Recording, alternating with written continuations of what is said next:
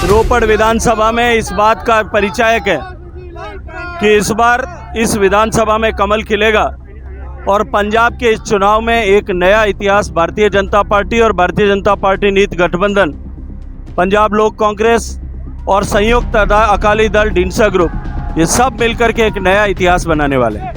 ਜਿਹੜੇ ਸਕੂਲ 'ਚ ਮੈਂ 1960 'ਚ ਪੜ੍ਹਦਾ ਸੀ ਨਾ 62 'ਚ, ਉਹ 62 ਸਾਲ ਬਾਅਦ ਵੀ ਉਸੇ ਤਰ੍ਹਾਂ ਦੀ ਹਾਲਤ ਹੈ। ਕੋਈ ਉਹਦੇ 'ਚ ਇੰਪਰੂਵਮੈਂਟ ਨਹੀਂ ਹੋਈ, ਕੋਈ ਸਾਇੰਸ ਦੀ ਐਜੂਕੇਸ਼ਨ ਨਹੀਂ ਹੁੰਦੀ, ਕੁਝ ਨਹੀਂ। ਹਾਲੇ ਤੱਕ ਕਿਸੇ ਨੂੰ ਇਨਸਾਫ ਨਹੀਂ ਮਿਲਦਾ। ਥਾਣੇ ਵਿਕਦੇ ਆ, ਤਹਿਸੀਲਾਂ ਵਿਕਦੀਆਂ, ਕਚਹਿਰੀਆਂ ਵਿਕਦੀਆਂ। ਇਹ ਲੋਕਾਂ ਨੂੰ ਪਤਾ ਕੋਈ ਕੰਮ ਕਿਸੇ ਦਾ ਮੁਫਤ 'ਚ ਨਹੀਂ ਹੁੰਦਾ ਔਰ ਕਿਸੇ ਦੇ ਸਿਰ ਤੇ ਪੱਗ ਨਹੀਂ ਹੈਗੀ। ਹਰ ਬੰਦੇ ਨੂੰ ਜਲੀਲ ਹੋਣਾ ਪੈਂਦਾ। ਮੈਂ SSP ਰਿਹਾ ਤਰਨਤਾਰਨ, SSP ਰਿਹਾ ਕਪੂਰਥਲੇ, SSP ਅੰਮ੍ਰਿਤਸਰ, ਬਹੁਤ ਲੰਬੇ ਸਮੇਂ ਤੱਕ ਇਹਨਾਂ ਜ਼ਿਲ੍ਹਿਆਂ 'ਚ ਮਾਝੇ 'ਚ SSP ਰਿਹਾ, ਦੁਆਬੇ 'ਚ SSP ਰਿਹਾ। ਤੁਸੀਂ ਉਹਨਾਂ ਜ਼ਿਲ੍ਹਿਆਂ ਦੇ ਲੋਕਾਂ ਨੂੰ ਪਤਾ ਕਰੋ ਕਿ ਮੈਂ ਕਿਸ ਤਰ੍ਹਾਂ ਪੁਲਿਸ ਅਫਸਰ ਥਾਣਿਆਂ ਦੀ ਜਗ੍ਹਾ ਪਿੰਡਾਂ 'ਚ ਜਾ ਕੇ ਗੱਲ ਕਰਦੇ ਸੀ। ਸਰਪੰਚਾਂ ਨੂੰ ਮਹੀਨੇ ਬਾਅਦ ਪ੍ਰਸ਼ਾਦਾ ਛਕਾ ਕੇ ਚਾਹ ਪਿਆ ਕੇ ਉਹਨਾਂ ਨਾਲ ਲਾ ਐਂਡ ਆਰਡਰ ਡਿਸਕਸ ਕਰਦੇ ਸੀਗੇ। ਹਲਕਾ ਰੂਪਨਗਰ ਤੋਂ ਭਾਜਪਾ ਉਮੀਦਵਾਰ ਇਕਬਾਲ ਸਿੰਘ ਲਾਲਪੁਰਾ ਵੱਲੋਂ ਨਾਮਜ਼ਦਗੀ ਪੱਤਰ ਦਾਖਲ ਕਰਨ ਤੋਂ ਪਹਿਲਾਂ ਅੱਜ ਰੋਪੜ ਵਿਖੇ ਵਿਸ਼ੇਸ਼ ਤੌਰ ਤੇ ਕੇਂਦਰੀ ਜਲ ਸਰੋਤ ਮੰਤਰੀ ਗਜੇਂਦਰ ਸਿੰਘ ਸ਼ੇਖਾਵਤ ਭਾਜਪਾ ਦਫ਼ਤਰ ਰੋਪੜ ਵਿਖੇ ਪਹੁੰਚੇ। ਇਸ ਤੋਂ ਬਾਅਦ ਇਕਬਾਲ ਸਿੰਘ ਲਾਲਪੁਰਾ ਨੇ SDM ਦਫ਼ਤਰ ਪਹੁੰਚ ਕੇ ਆਪਣਾ ਨਾਮਜ਼ਦਗੀ ਪੱਤਰ ਦਾਖਲ ਕੀਤਾ। ਕਾਗਜ਼ ਦਾਖਲ ਕਰਨ ਤੋਂ ਪਹਿਲਾਂ ਸ਼੍ਰੀ ਸ਼ੇਖਾਵਤ ਅਤੇ ਲਾਲਪੁਰਾ ਨੇ ਭਾਜਪਾ ਵਰਕਰਾਂ ਨਾਲ ਭਰਵੀਂ ਮੀਟਿੰਗ ਕੀਤੀ। ਇਸ ਮੌਕੇ ਵੱਡੀ ਗਿਣਤੀ ਕਾਂਗਰਸ, ਅਕਾਲੀ ਦਲ ਅਤੇ ਹੋਰ ਵੱਖ-ਵੱਖ ਪਾਰਟੀਆਂ ਦੇ ਅਹੁਦੇਦਾਰਾਂ ਅਤੇ ਵਰਕਰਾਂ ਸਮੇਤ ਅਦਾਕਾਰ ਮਾਈਕਲ ਨੂੰ ਇਕਬਾਲ ਸਿੰਘ ਲਾਲਪੁਰਾ ਦੀ ਅਗਵਾਈ 'ਚ ਕੇਂਦਰੀ ਮੰਤਰੀ ਗਜੇਂਦਰ ਸ਼ੇਖਾਵਤ ਨੇ ਭਾਜਪਾ 'ਚ ਸ਼ਾਮਲ ਕੀਤਾ। ਇਸ ਮੌਕੇ ਇਕਬਾਲ ਸਿੰਘ ਲਾਲਪੁਰਾ ਨੇ ਪੱਤਰਕਾਰਾਂ ਨਾਲ ਗੱਲਬਾਤ ਕਰਦਿਆਂ ਕਿਹਾ ਕਿ ਮੇਰਾ ਚੋਣ ਲੜਨ ਦਾ ਮੁੱਖ ਉਦੇਸ਼ ਆਪਣੀ ਜਨਮ ਭੂਮੀ ਦੇਸ਼ ਦੇ ਲੋਕਾਂ ਦੀ ਸੇਵਾ ਕਰਨਾ ਅਤੇ ਰੂਪਨਗਰ ਹਲਕੇ ਦਾ ਵਿਕਾਸ ਕਰਾਉਣਾ ਹੀ ਮੇਰਾ ਮੁੱਖ ਏਜੰਡਾ ਹੈ, ਕਿਉਂਕਿ ਹੁਣ ਤੱਕ ਦੀਆਂ ਸਰਕਾਰਾਂ ਨੇ ਇਸ ਹਲਕੇ ਦਾ ਕੁਝ ਵੀ ਨਹੀਂ ਸੰਭਾਲਿਆ। ਕੇਂਦਰੀ ਮੰਤਰੀ ਗਜੇਂਦਰ ਸ਼ੇਖਾਵਤ ਨੇ ਕਿਹਾ ਕਿ BJP ਪੰਜਾਬ 'ਚ ਵੱਡੀ ਜਿੱਤ ਦਰਜ ਕਰਨ ਜਾ ਰਹੀ ਹੈ ਅਤੇ ਉਸ ਦੇ ਸਾਹਮਣੇ ਵਿਰੋਧੀ ਕਿਤੇ ਨਜ਼ਰ नहीं आ रहे।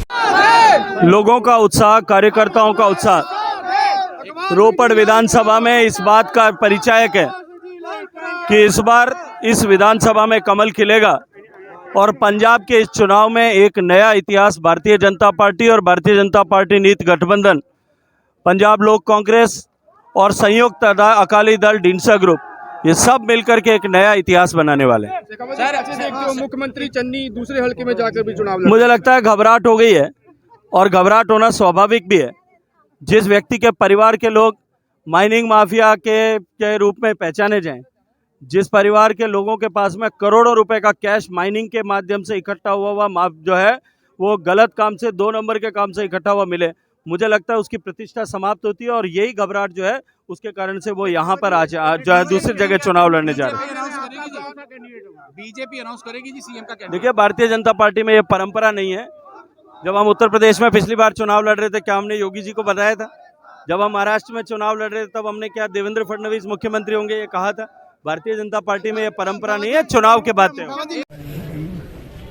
मैनू पार्टी ने, साडे देश के प्रधानमंत्री श्री नरेंद्र मोदी जी ने, नड्डा साहब ने, अमित शाह जी ने भारतीय जनता पार्टी का रूपनगर कंस्टिट्यूएंसी का उम्मीदवार बनाया। मैं सब तो पहला उन्हों का धन्यवादी हाँ। दूजी गल ये है कि मैं इस इलाके का जंमपल है तो मैं इस इलाके का विकास हुंदा नहीं वेखिया।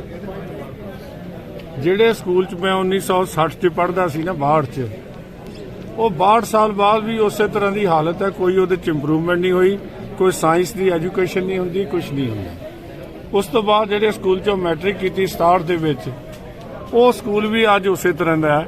ਮੇਰੇ ਇਲਾਕੇ ਦੇ ਵਿੱਚ ਕੋਈ ਐਜੂਕੇਸ਼ਨ ਨਹੀਂ ਆਈ। There is no quality education in my area. ਕੱਲੀ ਜਗ੍ਹਾ ਜਾ ਕੇ ਵੇਖਿਆ, ਪਰਖਾਲੀ ਦਾ ਵੀ ਉਹ ਹਾਲ ਹੈ, ਘਨੌਲੀ ਦਾ ਵੀ ਉਹ ਹਾਲ ਹੈ। ਜੇ ਸ਼ਹਿਰ ਦੇ ਵਿੱਚ ਆਈਏ ਤੇ ਗਵਰਨਮੈਂਟ ਕਾਲਜ ਦਾ ਵੀ ਉਹੀ ਹਾਲ ਹੈ। ਸੋ ਅਸੀਂ IIT ਨੂੰ 500 ਏਕੜ ਥਾਂ ਦਿੱਤੀ ਹੈ, ਲੇਕਿਨ ਉੱਥੇ 50 ਬੱਚੇ ਵੀ ਸਾਡੇ ਰੋਪੜ ਜ਼ਿਲ੍ਹੇ ਦੇ ਦਾਖਲ ਨਹੀਂ ਹੁੰਦੇ। ਕਿਸੇ ਨੇ ਉਦਮ ਨਹੀਂ ਕੀਤਾ ਕਿ ਅਸੀਂ ਉਹਨਾਂ ਬੱਚਿਆਂ ਨੂੰ ਐਜੂਕੇਸ਼ਨ ਦਈਏ, IAS ਦਾ ਕੋਈ ਟ੍ਰੇਨਿੰਗ ਸੈਂਟਰ ਖੋਲੀਏ। कोई मतलब there is no road map for the coming generation ते असी तरक्की किवें करनी है।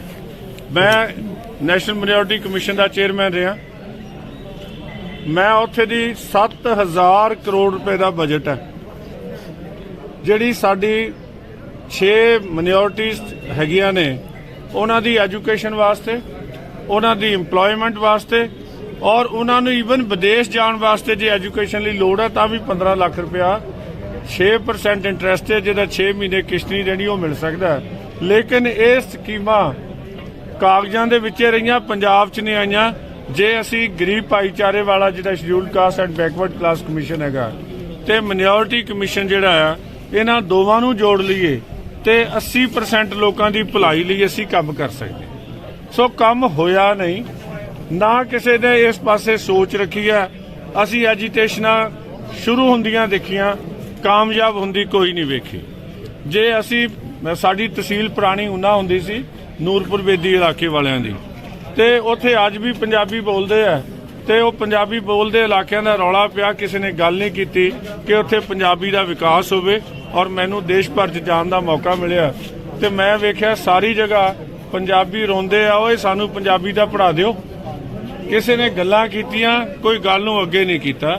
ਦੂਜੀ ਗੱਲ ਹੈ ਰੁਜ਼ਗਾਰ ਬਿਲਕੁਲ ਨਹੀਂ ਹੈਗਾ। ਜਿਹੜੀਆਂ ਫੈਕਟਰੀਆਂ ਲੱਗੀਆਂ ਸੀ ਉਹ ਬੰਦ ਕਰਾਤੀਆਂ। ਮੈਨੂੰ ਡੀਸੀਐਮ ਵਾਲੇ ਮਿਲੇ, ਕਹਿਣ ਲੱਗੇ ਵੀ ਸਾਡੀ ਕਿਸੇ ਨੇ ਬਾਹ ਨਹੀਂ ਫੜੀ, ਸਾਨੂੰ ਫੈਕਟਰੀ ਬੰਦ ਕਰਨੀ ਪਈ। ਤੇ ਮੈਂ ਉਹਨਾਂ ਨੂੰ ਬੇਨਤੀ ਕੀਤੀ ਕਿ ਤੁਸੀਂ ਤਗੜੇ ਹੋ, ਖੜਾ ਹੋ ਕੇ ਕੰਮ ਕਰਾਵਾਂਗਾ ਔਰ ਤੁਹਾਡੀ ਫੈਕਟਰੀ ਕੱਲੀ ਤੁਹਾਡੀ ਨਹੀਂ ਚੱਲੇਗੀ, ਹੋਰ ਫੈਕਟਰੀਆਂ ਵੀ ਨਾਲ ਦੀਆਂ ਚੱਲਣਗੀਆਂ। ਜਿਹੜੇ ਟਰਾਂਸਪੋਰਟ ਮਾਫੀਆ ਬਣਿਆ ਹੋਇਆ ਬਾਹਰੋਂ ਆ ਕੇ, ਉੱਥੇ ਵੀ ਸਾਡੀਆਂ ਟਰੱਕ ਯੂਨੀਅਨ ਦੇ ਟਰੱਕ ਚੱਲਣਗੇ। ਇਹ ਮੇਰਾ ਐਸਾ ਸੰਕਲਪ ਹੈ। I have to work for number 1 justice, justice, justice. ਹਾਲੇ ਤੱਕ ਕਿਸੇ ਨੂੰ ਇਨਸਾਫ ਨਹੀਂ ਮਿਲਦਾ। ਥਾਣੇ ਵਿਕਦੇ ਆ, ਤਹਿਸੀਲਾਂ ਵਿਕਦੀਆਂ, ਕਚਹਿਰੀਆਂ ਵਿਕਦੀਆਂ। ਇਹ ਲੋਕਾਂ ਨੂੰ ਪਤਾ ਕੋਈ ਕੰਮ ਕਿਸੇ ਦਾ ਮੁਫਤ 'ਚ ਨਹੀਂ ਹੁੰਦਾ ਔਰ ਕਿਸੇ ਦੇ ਸਿਰ ਤੇ ਪੱਗ ਨਹੀਂ ਹੈਗੀ। ਹਰ ਬੰਦੇ ਨੂੰ ਜਲੀਲ ਹੋਣਾ ਪੈਂਦਾ। ਮੈਂ ਐਸਐਸਪੀ ਰਿਹਾ ਤਰਨਤਾਰਨ, ਐਸਐਸਪੀ ਰਿਹਾ ਕਪੂਰਥਲੇ, ਐਸਐਸਪੀ ਅੰਮ੍ਰਿਤਸਰ, ਬਹੁਤ ਲੰਬੇ ਸਮੇਂ ਤੱਕ ਇਹਨਾਂ ਜ਼ਿਲ੍ਹਿਆਂ 'ਚ, ਮਾਝੇ 'ਚ ਐਸਐਸਪੀ ਰਿਹਾ, ਦੁਆਬੇ 'ਚ ਐਸਐਸਪੀ ਰਿਹਾ। ਤੁਸੀਂ ਉਹਨਾਂ ਜ਼ਿਲ੍ਹਿਆਂ ਦੇ ਲੋਕਾਂ ਨੂੰ ਪਤਾ ਕਰੋ ਕਿ ਮੈਂ ਕਿਸ ਤਰ੍ਹਾਂ ਪੁਲਿਸ ਅਫਸਰ ਥਾਣਿਆਂ ਦੀ ਜਗ੍ਹਾ ਪਿੰਡਾਂ 'ਚ ਜਾ ਕੇ ਗੱਲ ਕਰਦੇ ਸੀ। ਸਰਪੰਚਾਂ ਨੂੰ ਮਹੀਨੇ ਬਾਅਦ ਪ੍ਰਸ਼ਾਦਾ ਛਕਾ ਕੇ, ਚਾਹ ਪਿਆ ਕੇ ਉਹਨਾਂ ਨਾਲ ਲਾਅ ਐਂਡ ਆਰਡਰ ਡਿਸਕਸ ਕਰਦੇ ਸੀਗੇ ਔਰ ਆਏ ਬੰਦੇ ਦੀ ਇੱਜ਼ਤ ਹੁੰਦੀ ਸੀ। ਮੈਂ ਇਹ ਸਰਕਾਰੀ ਮੁਲਾਜ਼ਮ ਹੁੰਦਿਆਂ ਹੋਇਆਂ ਸਰਕਾਰੀ ਮੁਲਾਜ਼ਮਾਂ ਦਾ ਸਤਿਕਾਰ ਕਰਦਾ। ਲੇਕਿਨ ਜਿਹੜੀ ਲੀਡਰਸ਼ਿਪ ਹੈ, ਜਿਹੜੀ ਅੱਜ ਰੌਲਾ ਪੈਂਦਾ, ਇਹ ਗੱਲ 'ਚ ਸੱਚੀ ਵੀ ਹੈ।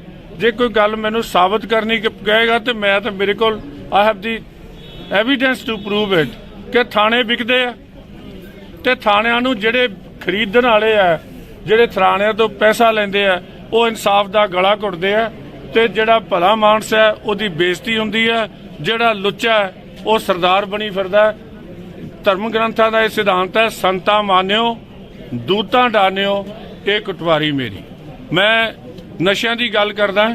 ਮੈਂ ਜਦੋਂ 83.5 ਕਿਲੋ ਹੈਰੋਇਨ 1997 ਦੇ ਵਿੱਚ ਐਜ਼ ਐਸਐਸਪੀ ਤਰਨਤਾਰਨ ਫੜੀ ਸੀ ਤੇ ਅਗਲੇ ਦਿਨ ਉਸੇ ਦਿਨ ਸ਼ਾਮ ਨੂੰ ਮੇਰੀ ਟ੍ਰਾਂਸਫਰ ਹੋ ਗਈ ਸੀ। ਕਿਉਂ?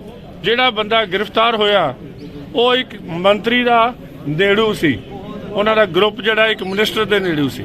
ਉਹ ਜਿਹੜਾ ਮਿਨਿਸਟਰ ਹੈ ਉਹ ਮੁੱਖ ਮੰਤਰੀ ਦਾ ਜਵਾਈ ਸੀ। ਸੋ ਉਹਦਾ ਇਨਾਮ ਇਹ ਮਿਲਿਆ ਕਿ ਮੈਨੂੰ ਅਗਲੇ ਦਿਨ ਚਲਾ ਗਿਆ। ਅੱਜ ਵੀ ਜੇ ਤੁਸੀਂ ਬਹੁਤ ਕਿਹੜੀ ਸਰਕਾਰ ਦੀ ਗੱਲ ਹੈ ਜੀ ਇਹ? 1997 ਦੀ ਗੱਲ ਹੈ। ਸਰਕਾਰਾਂ ਤੁਸੀਂ ਆਪੇ ਦੇਖ ਲਿਓ। ਜਿਹੜੀ ਗੱਲ ਇਹ ਹੈ ਕਿ ਮੈਨੂੰ ਉਹਦਾ ਰਿਵਾਰਡ ਜਿਹੜਾ ਹੈ ਨਾ, I have been punished for that and everywhere I have tried ਕਿ ਅਸੀਂ ਕਈ 100 ਕੁਇੰਟਲ ਹੈਰੋਇਨ ਫੜੀ ਹੈ ਐਜ਼ ਪੁਲਿਸ ਅਫਸਰ ਔਰ ਉਹਨਾਂ ਸਾਰੇ ਬੰਦਿਆਂ ਨੂੰ ਸਜ਼ਾ ਕਰਵਾਈ ਹੈ।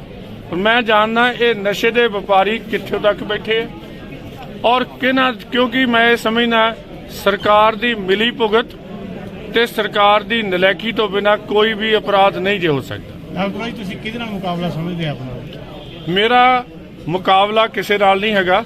ਮੈਂ ਧਰਤੀ ਦਾ ਪੁੱਤ ਹਾਂ, ਧਰਤੀ ਦੀ ਵਿਕਾਸ ਦਾ ਸੁਨੇਹਾ ਲੈ ਕੇ ਆਇਆ। ਮੈਂ ਨਾ ਤਾਂ ਮਾਈਨਿੰਗ ਕਰਦਾ, ਨਾ ਮੇਰੇ ਕੋਲੇ ਕੋਈ ਮਾਈਨਿੰਗ ਦਾ ਠੇਕਾ ਤੇ ਨਾ ਮੈਂ ਸ਼ਰਾਬ ਦਾ ਠੇਕੇਦਾਰ ਹੈ ਤੇ ਨਾ ਹੀ ਮੈਂ ਜਿਹੜੇ ਲੋਕਾਂ ਦੇ ਉੱਤੇ ਥਾਣੇ ਖਰੀਦਣ ਵਾਲਾ ਬੰਦਾ। ਮੈਂ ਤਾਂ ਪੁਲਿਸ ਅਫਸਰ ਆ, ਇਨਸਾਫ ਦੇਣ ਦੀ ਕੋਸ਼ਿਸ਼ ਕੀਤੀ ਹੈ। ਮੇਰਾ ਕਿਤੇ ਨਾ ਮੁਕਾਬਲਾ। ਮੇਰੇ ਤਾਂ ਭਰਾਵਾਂ ਨੂੰ ਮੈਂ ਬੇਨਤੀ ਕਰਦਾ ਕਿ ਆਓ ਸਮਾਂ ਇੱਕ ਨਵੇਂ ਸੂਰਜ ਨੂੰ ਜਗਾਈਏ, ਇੱਕ ਨਵੀਂ ਆਸ਼ਾ ਦੀ ਕਿਰਨ ਲੈ ਕੇ ਆਈਏ। ਮੈਂ ਮਿਨੋਰਟੀ ਕਮਿਸ਼ਨ ਦਾ ਚੇਅਰਮੈਨ ਸੀ। ਆ ਮੇਰੇ ਕੋਲ ਕੇਸ ਮੈਂ ਮੰਗਿਆ ਇਹਨਾਂ ਤੋਂ ਕਿ ਅਨੰਦਪੁਰ ਸਾਹਿਬ ਜਿਹੜਾ ਬੇਅਦਬੀ ਹੋਈ ਹੈ ਇਹਦਾ ਤੁਸੀਂ ਜਵਾਬ ਦਿਓ। ਚੀਫ ਸੈਕਟਰੀ ਨੇ ਰਿਪੋਰਟ ਕਾਲ ਕੀਤੀ, ਮੇਰੇ ਕੋਲ ਰਿਪੋਰਟ ਆ ਗਈ ਜੀ, ਸਾਨੂੰ ਪਤਾ ਹੀ ਨਹੀਂ ਲੱਗਾ ਉਹਨੇ ਕਿਉਂ ਆ ਲਾਈ ਹੈ। ਆਈ ਸੈਂਟ ਇਟ ਬੈਕ ਕਿ ਤੁਸੀਂ ਯਾਰ ਇਹਦਾ ਮੋਟਿਵ ਤੋਂ ਬਿਨਾ ਕ੍ਰਾਈਮ ਨਹੀਂ ਹੁੰਦਾ। ਤੁਸੀਂ ਕਹਿੰਦੇ 2019 ਦੇ ਵਿੱਚ ਵੀ ਕ੍ਰਾਈਮ ਹੋਇਆ। Send me a detailed report. Why are you making fool of the people. So ਅਸੀਂ ਐਡਮਿਨਿਸਟ੍ਰੇਸ਼ਨ ਕੀਤੀ ਹੈ, ਜਾਣਦੇ ਆ ਇਮਾਨਦਾਰੀ ਨਾਲ ਐਡਮਿਨਿਸਟ੍ਰੇਸ਼ਨ ਕੀਤੀ ਹੈ, ਸਰਕਾਰ ਦੇ ਅੱਗੇ ਖੜੇ ਹੋ ਕੇ ਐਡਮਿਨਿਸਟ੍ਰੇਸ਼ਨ ਕੀਤੀ ਹੈ, ਇਨਸਾਫ ਦਿੱਤਾ ਹੈ, ਇਨਸਾਫ ਇਨਸ਼ੋਰ ਕਰਾਂਗੇ, ਐਜੂਕੇਸ਼ਨ ਇਨਸ਼ੋਰ ਕਰਾਂਗੇ, ਡਿਵੈਲਪਮੈਂਟ ਇਨਸ਼ੋਰ ਕਰਾਂਗੇ ਤੇ ਲੋਕਾਂ ਦਾ ਮੁਕਾਬਲਾ ਕਿਸੇ ਨਾਲ ਨਹੀਂ ਹੁੰਦਾ।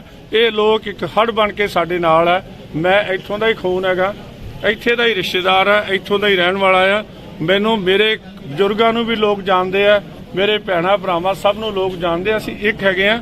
ਆਪਣੇ ਇਸ ਇਲਾਕੇ ਦੇ ਵਿਕਾਸ ਲਈ ਇੱਕੋ ਹੀ ਜਿਹੜਾ ਹੈ ਮੈਂ ਆਪਣੇ ਆਪ ਨੂੰ ਅੱਗੇ ਪੇਸ਼ ਕੀਤਾ, ਬਾਕੀ ਸਾਰਾ ਲੋਕਾਂ ਦੇ ਹੱਥ 'ਚ। ਠੀਕ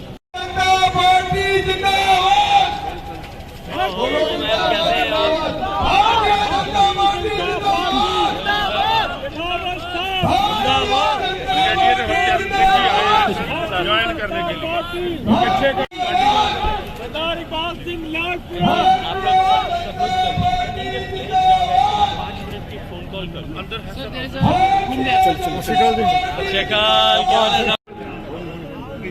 सरदार इकबाल सिंह जी लाल जिंदाबाद। सरदार इकबाल सिंह जी माननीय मंत्री शेख